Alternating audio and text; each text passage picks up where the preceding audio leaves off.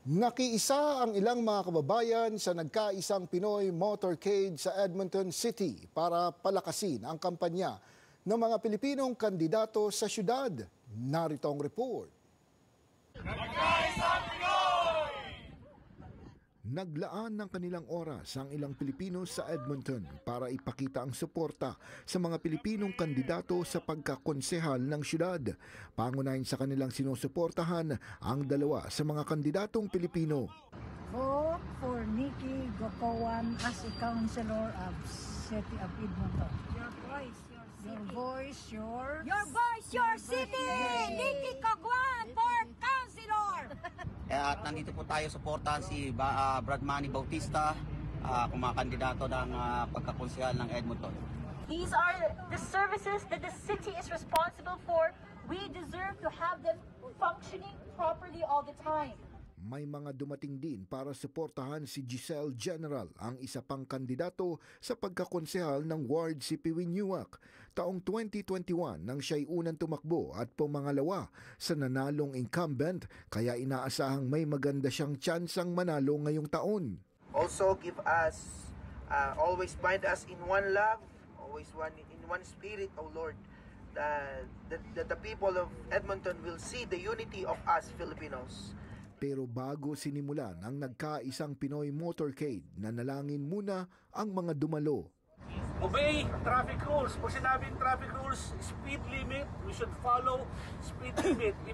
At nagbigay ng paalala sa ligtas na pag-iikot sa mga ward na tinatakbuhan ng mga Pinoy. Sana ay suportahan natin ang mga kapwa natin Pilipino para may taguyod nila kung ano man ang dapat na gawin para sa ating city. Nagkakaisang Pilipino dito sa Edmonton, nagbabayan yan susuporta sa mga Pilipinong tumatakbo ng kandidatura. Magkaisa tayo mga Pilipino dito sa Edmonton. Pero hindi lamang mga Pilipino, ilan ding mga ibang lahi ang nakiisa. Yeah, we're here for Nikki and we're here to support Nikki Gocoan. It's the best man from Nakota, Isga, and we're ready to support him.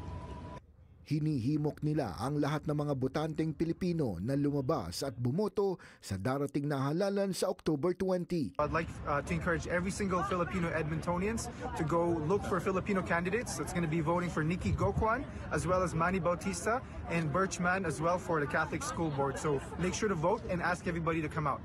Sa Martes, October 7 hanggang October 11, isasagawa na ang advance voting mula alas 12 ng tanghali hanggang alas 8 ng gabi sa mga voting stations sa bawat ward.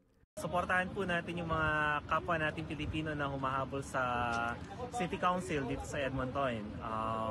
5 po sila, so iba't ibang ward dito sa Edmonton. Suportahan po natin lahat sila. Bukod kina Manny Bautista, Nikki Gocoan at Giselle General, dalawa pang Pilipina ang tumatakbo rin sa pagkakonsehal.